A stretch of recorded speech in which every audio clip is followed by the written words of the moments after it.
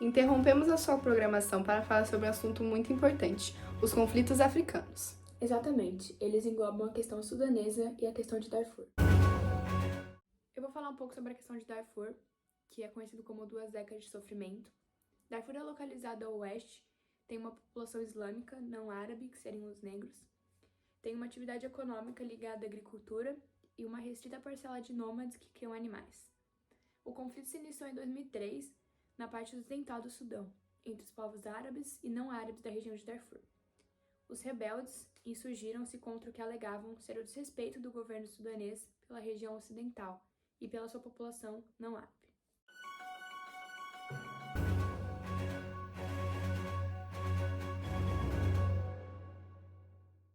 Sob a alegação de que o poder público sudanês abandonou completamente as regiões do oeste, grupos armados ergueram-se e começaram a atacar alvos do governo.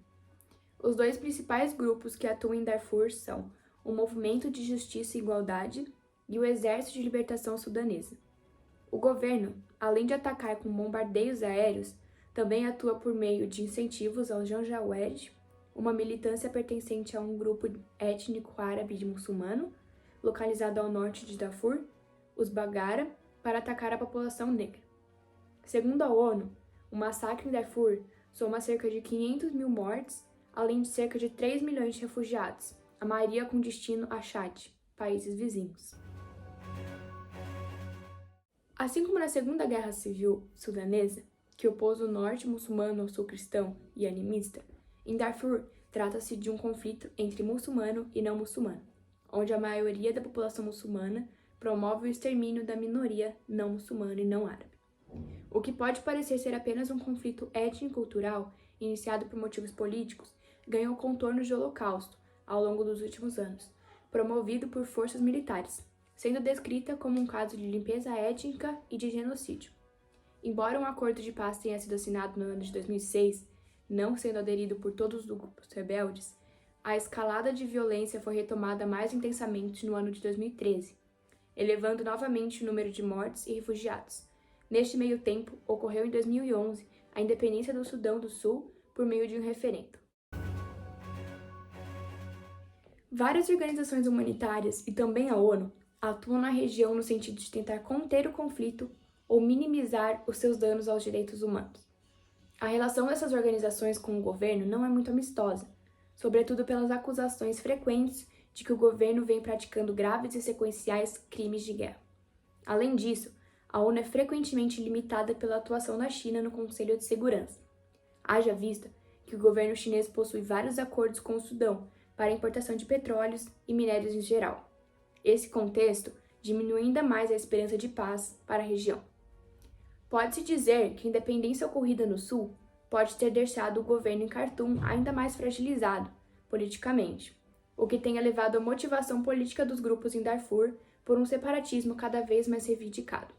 Vale lembrar que essa posição não é uma unanimidade na região, uma vez que os grupos étnicos muçulmanos não árabes da região sofrem certa resistência interna das etnias árabes. A questão sudanesa foi uma guerra civil que ocorreu em 2 momentos, entre o norte e sul da África. O primeiro momento ocorreu de 1955 a 1972, conhecido como a Rebelião de Aniania.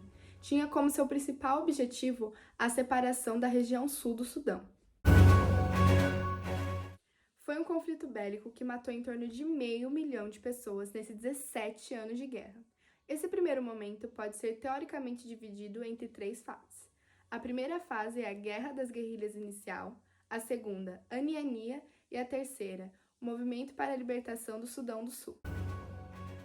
Esse primeiro momento cessou em 1972, com o Tratado de Addis Abeba, que afirmava a independência e a autonomia da região do Sudão do Sul. Porém, esse acordo de Addis Abeba foi rompido em 1983, que deu início ao segundo momento da Guerra Civil Sudanesa. Esse segundo momento foi uma questão mais religiosa, onde o norte islâmico, detentor do poder, conhecido como Khartoum, tentou impor o Código de Leis do Islamismo, a Sharia, em todo o território sudanês, em destaque no sul do país, que era ocupado por cristãos e animistas. Esse conflito bélico durou até 2005, quando a ONU intermediou um tratado de paz, que deu início a uma rodada de negociações que culminou com a independência do Sudão do Sul em 2011. Some military leaders feel that they have total impunity, they can do whatever they want, because nothing will happen to them. As bases do acordo eram que o petróleo produzido nos dois países seriam sua receita dividida entre 50% para cada um, levando em conta que 95% do petróleo regional se encontra no território do Sudão do Sul. E, por outro lado, todo o aparato logístico e tecnológico, além do escoamento pelo Mar Vermelho, encontra na porção norte do Sudão. Bom, isso só foi uma parte de todos os conflitos e desafios que a África já passou. Porém, ela ainda enfrenta muitos desafios por conta da sua atual situação econômica. Um bom dia a todos.